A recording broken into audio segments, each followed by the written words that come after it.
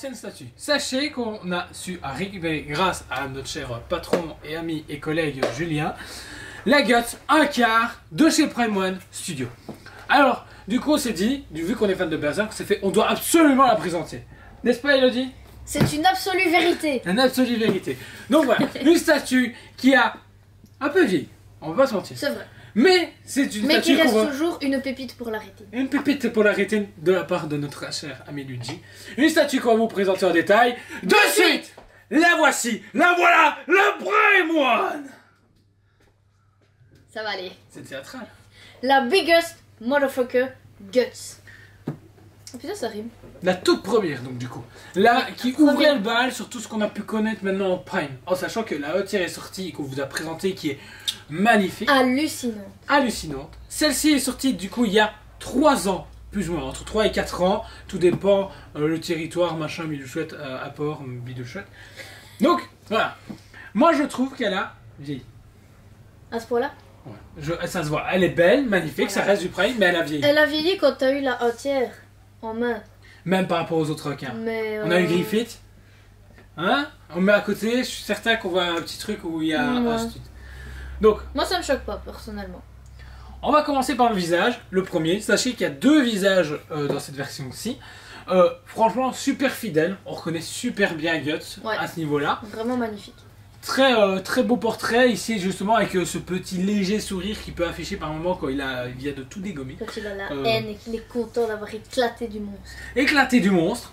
Du coup, vous pouvez l'enlever facilement. Clac, c'est très bien aimanté, comme d'habitude. Et là, vous avez, du coup, une seconde tête que vous venez mettre, où il est plus posé, où il regarde au loin. J'aime un peu moins cette tête-là. Je trouve que ça le ressemble un peu moins. Je sais pas ce que t'en penses. Moi j'aime bien les deux personnellement, mais c'est vrai que je peux comprendre qu'on préfère celle où il a le petit sourire, où il a l'air enragé. Ça est plus représentatif du personnage. Ensuite ici on arrive au niveau de la cape. La cape ici est en résine comparée à la tiers qui était en tissu. Là par contre au niveau effet, texture, ils ont été à fond. Hein. Franchement, non, je trouve qu'elle est vraiment super bien faite. Par contre ça prend de la place. Ça prend énormément de place parce qu'ils ont décidé du coup de la mettre dans le sens du vent. Ouais. Mais elle est très bien usée au niveau de la fin. Franchement, très beau et tout. C'est tout ce que j'aime. Sale, comme il faut, déchiré. Il manque juste un light-up pour convaincre Julien de l'acheter. Mais franchement, je vois pas l'intérêt d'avoir un light-up dans cette pièce-là en fait. Tais-toi. Là. Oui, si tu veux. Mais c'est des chipoteries quoi. Là. Light-up power. Là. Là, je peux mettre du light-up partout. Donc du coup, ensuite on passe à l'armure. Alors l'armure a un trail, je trouve, propre, mais trop propre par rapport à ce qu'on a pu connaître justement sur la tiers. Trop propre par rapport à ce qu'il y a sur le socle en fait. Ben, trop propre par rapport à ce qu'il y a sur le socle parce que on peut noter que justement on retrouve quelque chose de très brillant aussi également. Moins battle damage. Les notes de battle damage qu'ils ont essayé de donner, c'est des petits coups de pinceau gris. Ça se voit, c'est un peu triste par moment. Ensuite au niveau du travail du cuir, de tout ce qui est sur son torse, son plastron, lui par contre est bien travaillé, même si, encore une fois, ça a un peu vieilli.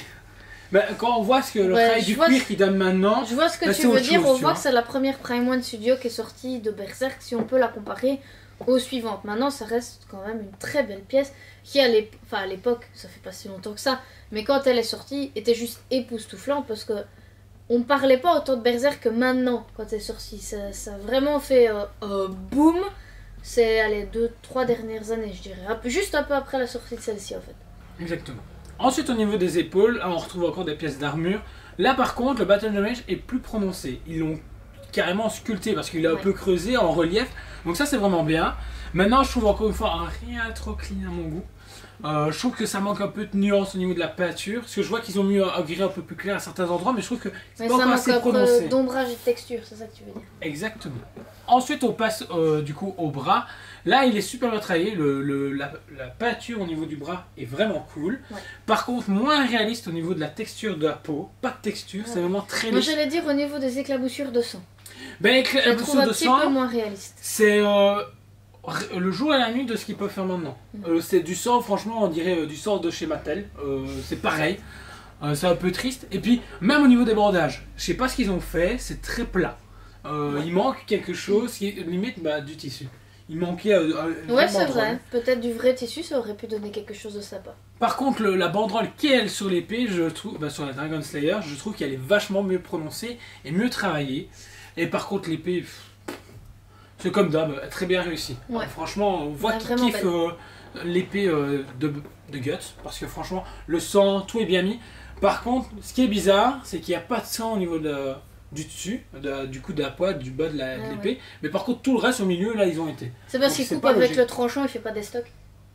Bah, je trouve ça quand même très bizarre, parce que le sang, on est d'accord, il éclabousse dans tous les sens. Et là, on a juste l'impression qu'il a juste scié en long, il a fait c'est bon, ça passe. Ça me choque pas méga fort personnellement, mais je comprends ce que tu veux dire. D'ailleurs, t'as dit qu'il y avait un deuxième bras avec une deuxième épée. Exactement. Donc, il suffit de l'enlever. Ça tient vachement bien, l'air de rien. C'est pas plus mal parce que vu le poids, le poids du bras avec l'épée, si les aimants étaient pas assez forts, ça aurait pu faire de la casse. Or, ce bras-là vient se poser comme ceci. Il vient s'incruster du coup dans le gentil petit monstre. Et vous venez déposer. Sachez qu'il y a tout le monde qui me regarde. C'est très particulier. Très... hop là. Voilà. Donc là, du coup, l'épée est plantée dans le monstre. Elle donne encore une autre envergure. J'ai une préférence pour cette pose-là, personnellement. Je trouve que ça lui donne plus de prestance. Je sais pas, j'aime bien les deux. En fait, c'est cool parce que dans la prochaine encart, ils ont fait exactement pareil. Une épée en l'air, une épée de l'autre côté, une épée derrière, machin. Ils s'amusent à jouer avec les bras de Guts parce que il manipule son épée comme si c'était une baguette. C'est ça. Donc c'est assez marrant. Mais franchement, là par contre, le travail est exactement le même de l'épée, mais plus logique. Vu qu'on ne voit pas le bout, qu'il y ait tout l'autre sens sur le côté, c'est parfait, c'est ce qu'il fallait. Ensuite, bon, on continue sur l'armure de Guts. Au niveau de sa ceinture, on retrouve son couteau, sa sacoche. Après, à l'arrière, on peut noter qu'il y a encore une autre sacoche. Là, le travail est vraiment nickel. Il n'y a pas de bavure pour noter les côtés métalliques. Donc ça, c'est ce qui est vraiment bien. Il y a des sacoches surtout pourtour de sa taille. Partout de sa taille. Ensuite, au niveau de son... On va passer au second bras. Le bras, du coup, qu'il a perdu en combattant. Son bras canon. Son bras canon. Et ben le bras canon, je le trouve très moche.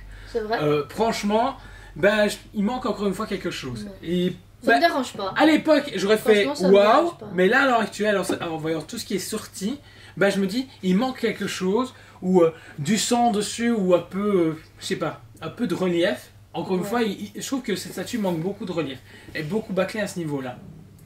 Je pense pas bâclée, mais je pense juste que comme c'était la première, c'était peut-être un test pour Prime One Studio. C'était la première fois qu'ils faisaient autant de créatures, autant de monstres, autant de chargeurs, un personnage aussi imposant, sanglant et emblématique, tu vois. Très certainement. Ça. Puis ensuite, on passe justement aux jambes, à l'armure, côté jambes, au cuissard. Qui sont un peu trop brillantes à mon goût. Tu trouves j'ai l'impression qu'ils ont mis des paillettes dessus. Il y a des paillettes. Et on se dit, qu'est-ce que Guts fait la nuit il y a le troisième poste et on n'est pas au courant. Mais par contre, ce qui est cool, c'est que là, ils ont été avec le sang. Le sang est plus rouge. Oui. Et je sais pas, ça rajoute quelque chose qui manque justement au-dessus, qu'ils ont mis en dessous. Parce qu'on peut descendre justement aux bottes, et jusqu'aux bottes, il y a du sang. Là, ils ont été. En même temps, là, il patauge dans le sang et dans la crasse. Bah oui, justement, parce que son pied justement est posé justement sur une hanche, entrailles. Sur des entrailles, et là, le sang, ils ont été. Et c'est très brillant. Et là, le mec, il a fait. Oups! Ah, c'est pas grave, c'est des entrailles, c'est normal. Sachant que du coup, son épée est plantée dans une énorme tête, qui est juste super bien faite. Il y a un œil qui tombe et tout, il y a des flèches, puis il y a des petits fantômes. Je vois pas ce que c'est. Je suis peut-être pas assez avancé pour dire ce que c'est. Moi non plus. Ah ok. Bon du coup, merci Brian de nous spoiler même 3 ans après. En même temps, ça fait plus que 3 ans parce que le manga commence à sortir en 89, donc c'est un peu notre faute quoi. Voilà, c'est un peu de notre faute. Même les fantômes sont très bien travaillés. Il y a un côté un peu justement résine translucide et c'est vraiment bien. Puis ensuite, bon, je reviens sur la tête quand même, mais très brillant. Je sais pas ce qu'il aurait passé, mais ça a donné un côté un peu effet Predator, là, tu vois. Ouais, baveux et sanglant. Très baveux et sanglant, mais super bien fait. Même l'intérieur de la gueule, de se montrer tout, avec la langue qui pend. Et puis à l'arrière de la tête, elle est vraiment sectionnée nette. Et on voit carrément un morceau de cerveau, de la colonne vertébrale. C'est vraiment... C'est dégueulasse, mais pas dégueulasse dans le sens c'est mal fait. C'est justement tellement bien fait que c'est dégueu parce que c'est répugnant, en fait, tout simplement. Et puis ensuite à l'arrière, on retrouve justement un tronc d'arbre, un morceau de tronc d'arbre. Franchement, je trouve le morceau de tronc d'arbre est bien travaillé. Par rapport hanté avec le visage, il est en train d'hurler. Le petit, je sais pas comment il appelle, mais le petit fœtus. Le petit fœtus, super, le fœtus de la mort qui tue. Mais oui, tu sais pourquoi, non, déjà? Ah oui. Voilà, donc on ne spoil pas, donc mais c'est super le petit fœtus tout luisant et dégueulasse là, qui traîne par terre, ça donne vraiment envie d'avoir des enfants. Voici ce que vous avez dans le ventre, mesdames. Bonne ambiance. Ensuite on continue et là on tombe justement sur la bête. La bête qui est le vraiment... Le petit cul de la bête et puis la tête. La tête de la bête. Alors là il manque un light-up. De la tête de la bête, j'aurais voulu c'est vrai au niveau des yeux. Moi ça me dérange pas, mais c'est vrai que ça aurait... Par contre je trouve que c'est très... Ça donne un aspect très réaliste, l'aspect luisant de sa langue. L'aspect brillant de la langue. Ben, c'est cool parce que c'est des premiers tests qu'on voit maintenant. Ouais. Le résultat, par exemple, sur Red Sonja, c'est ça. On voit ce résultat. On voit qu'en fait, ces statues-là, c'est un test pour plein d'autres. Pour le sang, pour le brillant, pour... Ils se sont dit, allez, on va tout tester sur la gueule, voir ce que ça donne. À l'avant, on retrouve un crâne qui est très bien fait. Un morceau d'épée qui est planté là, comme ça. Une colonne vertébrale. Donc il y a des petits aimants en plus que d'habitude, et puis on retrouve de la terre qui est complètement dégueulasse, qui ressemble à rien. Oui, c'est vrai que l'aspect terre, c'est pas du tout ce qu'ils ont bien géré, mais l'avantage c'est qu'il y a tellement de choses à garder sur le socle que c'est pas vraiment ce qu'on va noter. Pas vraiment qu'on va aller coller son nez dessus pour aller voir ce que c'est quoi. Sachez que vous pouvez enlever un petit morceau de pierre qui est juste ici et pouvoir venir poser son petit compagnon que personne ne veut mettre dans cette foutue équipe de merde, Petit Puck. Donc c'est vraiment cool parce que le petit Puck qui est déjà représenté juste ici plus haut sur l'arbre. Et l'arbre qui est présenté par un des amis de l'auteur défunt, de l'auteur de Miura. Donc voilà, sachez qu'il y a encore un autre, l'autre version justement de son cher ami auteur. La version kawaii. Donc encore une fois, ils ont décidé de faire tout l'ensemble. Vous avez 3 Pucks pour le prix. Voilà, exactement. Et une statue Berserk par Prime One Studio. Vous l'avez vu en détail, cette magnifique gut de la part de Prime One Studio, malgré tout ce que j'ai pu dire, elle reste sublime.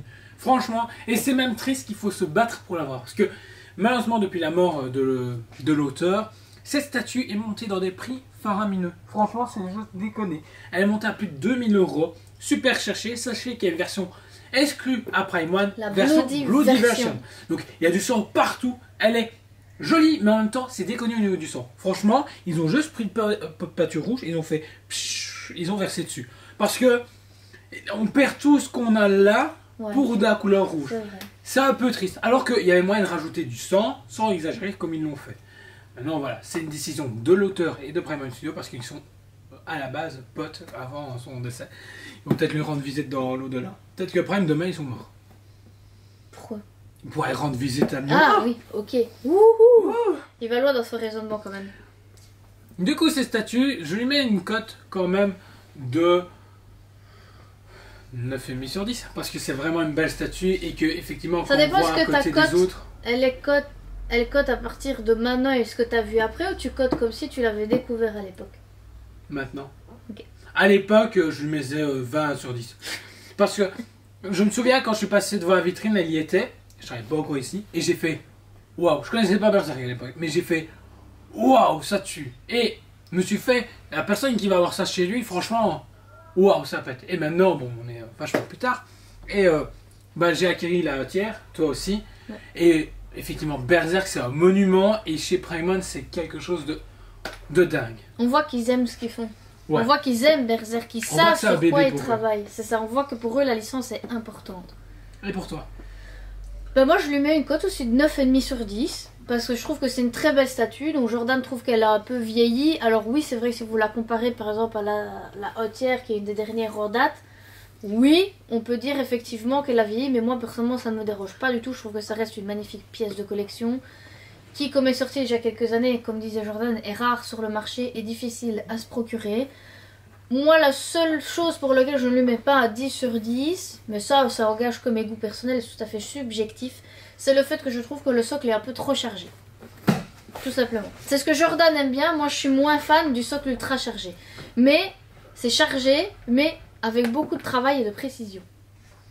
Je suis pas d'accord avec toi, mais ok, c'est bon. C'est ce que je reproche beaucoup. Ça s'appelle argumenter. C'est que, par exemple, y a beaucoup de statues qui ne sont pas justement assez chargées au niveau du socle, et je trouve que c'est ce qui fait Prime. Prime, on les reconnaît parce que leurs socles sont juste décollés. Tu te fais, ah ok, limite t'as plus de socles que de statues. Mais bon, c'est un truc que j'aime bien chez eux et qui fait que je suis client chez eux. Mais sachez qu'à l'époque, elle coûtait 1250 € à l'achat. Là maintenant, on a réussi à la revoir plus ou moins à 1500, si je dis pas de bêtises. C'est le prix. Il y a une augmentation de prix, mais je trouve pour 1500, ça vaut son prix, sachant que les prochains encars sont encore plus chers. Elles sont à 1600 et des chics. On nous a fait pourquoi préco. Et quand on voit déjà les détails en encart de Guts ici, on se dit que les prochaines, avec la qualité qu'on connaît à l'heure actuelle, vont être démentielles. Donc voilà, franchement, foncez préco les prochaines parce que celle-ci, malheureusement, elle est finie, sera plus disponible. Vendue. Oui. C'est la dernière. Voilà. Mais on voulait absolument vous la présenter avec Elodie parce que, étant fans tous les deux de Ultime de Berserk, je pense qu'on fera une vidéo du truc qu'on va recevoir là, Weekly machin. Ok. Ça pourrait être sympa. Donc voilà, merci à tous de nous suivre. N'hésitez pas à liker, partager la vidéo, nous dire ce que vous pensez de cette statue 3 ans plus tard. Donc c'est cool. Et sur ce, on se dit à très bientôt. On vous aime beaucoup et on vous dit à très bientôt.